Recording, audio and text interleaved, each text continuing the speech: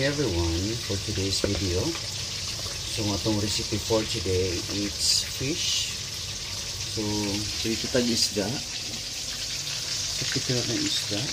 Yan. So this is one of our recipe for today. Nagpito taog isda. Actually, nakabalo ko sa pangalan ng isda. I don't know the name of this one. But since it's quite cheap, so I bought this one. So this is our one of our recipe for today, fried fish, and of course we'll have our sabaw. So right now naman, prepare na natin yung ating sabaw recipe for the day because my kids, yung mga kids ko kasi kailangan talaga merong sabaw. Mas nakakain sila na mas maayos. So everyday, yun ang pinaka-struggle ko really, yung kung anong lulutuin ng specific na pagkain. Kasi aminin natin, minsan nauubusan din tayo ng anong klaseng lulutuin. So that's the struggle. From time to time, tumitingin naman din ako sa mga menu online or even kahit sa mga, pag nag-scroll ka ng mga sa Facebook, sa TikTok, so may nakukuha rin akong idea. So sa ngayon nga, nag-isa na ako ng mga bawang, saka loya, and then of course, nigisa ko na rin yung manok kasi gagawa ako today ng sabaw. Tinolang manok yung naisipan kong gawin for today kasi this is one of their favorite. Actually, lagi ko namang niluluto itong tinolang manok pero buti na lang hindi sila nagsasawa. But instead, usually kasi yung ginagamit ko is sayote. But since para maiba naman, ginamit ko ngayon kasi nakabili ako ng papaya. So, yung gagamitin ko for this particular tinola is papaya, which is yun naman ginagamit natin sa Pilipinas. Yung papaya kasi rito, minsan ang hirap hanapin.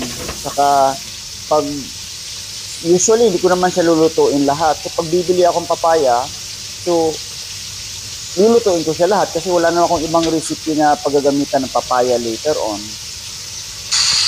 Sa pagluluto talaga kahit naman matrabaho, but it's more of like dedication. Ito kasi yung parang love language ko sa pamilya ko, sa asawa ko, sa mga anak ko, kasi alam ko kasi ako yung nakakaalam kung ano yung mga gusto nila, ano yung hindi nila gusto. So ito yung love language ko sa kanila.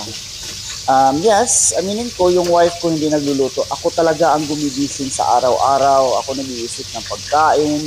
Ako nagbabudget sa pagkain, anong bibilin pagkain ng mga bata. Actually, although nakaka-stress din siya minsan, but nai-enjoy ko siya. Ito yung mga bagay na nai-enjoy kong gawin, especially sa pamilya ko. Kasi nga, ito yung sinasabi ko lagi, ito yung love language ko sa pamilya. The moment masatisfy ko sila sa pagkain, sa mga binibili ko. So, it gives satisfaction also sa part ko. And then, of course, meron of course, yung sa wife ko naman, sa Muslim, more of like, yung mga pag-aayos sa bahay, mga bibili ng mga gamit ng mga kids, mga damit, hindi ko na hawak yun.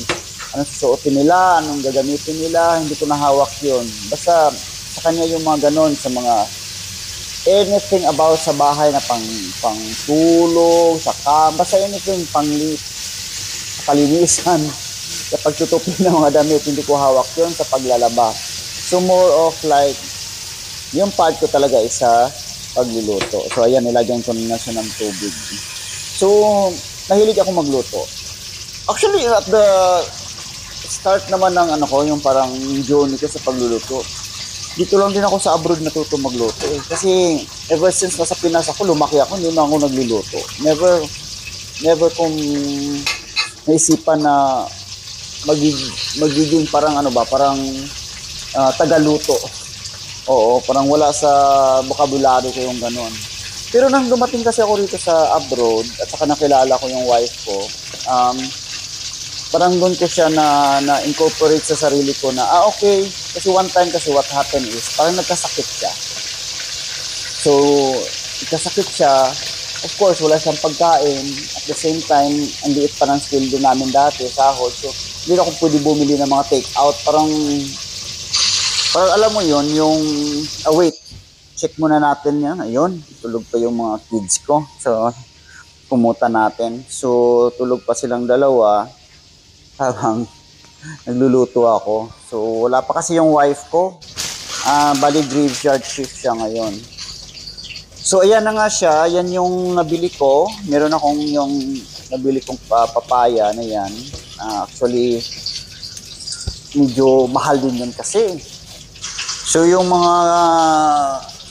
mga simpleng gulay sa atin, especially sa amin sa probinsya ng mga libre, dito ang mamahal. Like for example, yung papaya na yan, kung equivalent ko yan sa pesos, nasa mga 52 pesos na yan. Ang liit-liit lang yan ha. Tsaka hindi pa siya masyadong fresh. Pero pwede na rin, nagtatagaan ko na. While yung malunggay naman, yung malunggay talaga, nga siguro, ano siya, kung i-convert mo siya into pesos, kasi yung mga 7 piraso, mga 6 na piraso na malunggay is around 82 pesos. So, ganun kamahal yung malunggay. Kaya ang ginagawa ko sa malunggay, yung ano siya, 3 lutuan. Hindi ko siya niluluto lahat. Kung sa atin, parang i-take for granted lang natin yung malunggay.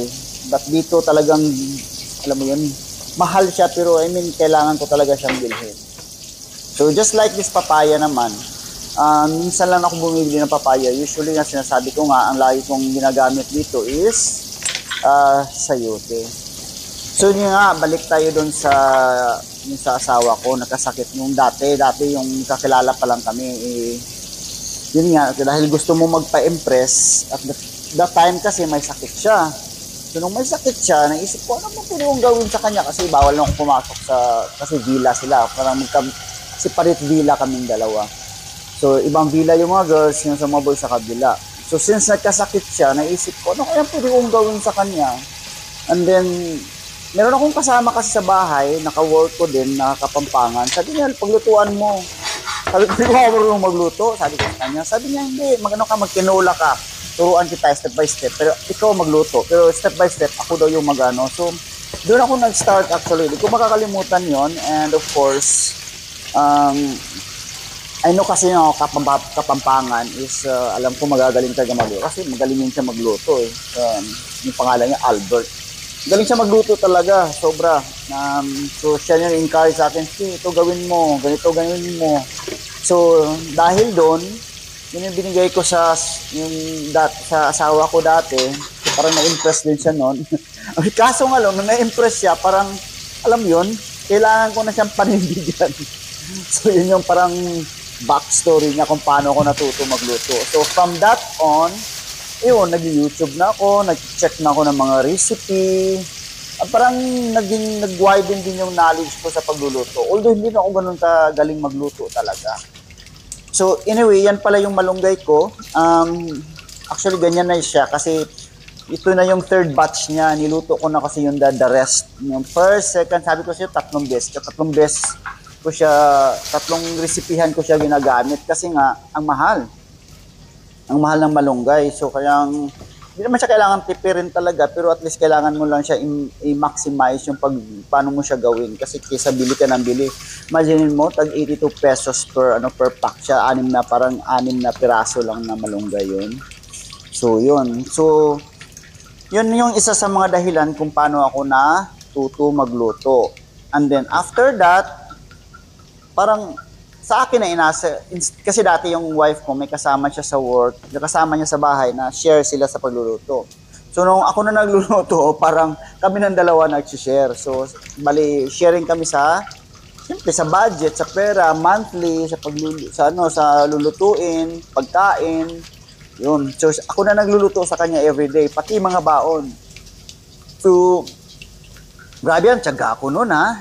Ilang taon din yun, 5 years din yun. Ay, by the way, naluto na yung isda ko. Isa yun sa mga naluto na yung mga prito kong isda. At first batch to na prito ko kasi meron pang lulutuin doon. Meron pang 2. So, sa isda naman, ang kagandahan sa lugar namin is malapit na kami sa mga bilihan talaga. Sa likod lang namin may mga isda, baka, so fresh ko lagi na bibili yung mga isda, mga karne. Yung sa manok naman, usually bumibili din ako ng mga fresh, pero more on like sa frozen ako. Ang ginagawa ko lang siya is dinidefrost ko siya a night before. So parang, alam mo yun, hindi ko siya dinidefrost as like binababad sa tubig. Yung kusang defrost lang ginagawa ko sa kanya. So yun nga, yung lugar namin is may agad-agad kang mabibili na mga isda, mga baka, kanin ng baka. Kasi malapit kami sa lahat. So yun ang kagandahan sa lugar namin. So ayan, kumulo na yung tinola ko. Nilagyan ko na rin siya ng tanglad. Ano ba English ng tanglad? So yan, nilagyan ko siyang tanglad. Nilagay ko na rin yung papaya ko dyan. So gusto ko kasi sa tinola is yung lutong-luto yung manok. Yung talagang yung lasa ng manok is lumalabas siya. Kaya lagi ko siyang pinapakuluan ko talaga siya ng most likely matagal na matagal. Para talagang sumisip-sip sa sarap ang ating tinola. Yan, lagay ko na yung malunggay.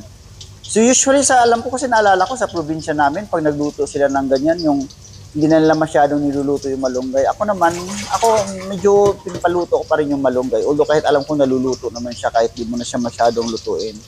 Kasi para pag siya, mai-incorporate yung mga vitamins siya sa ulam na yan. So, yun yung ganap ko sa araw-araw actually. Basta usual talaga gagawin ko is isang sabaw, isang prito. Kasi yung mga anak ko naghahanap din ng anything prito. Naghahanap sila ng ganon. And of course, kinabukasan naman mag-iisip tayo kung anong lulutuin. So, I think luto na silang lahat. So, goodbye!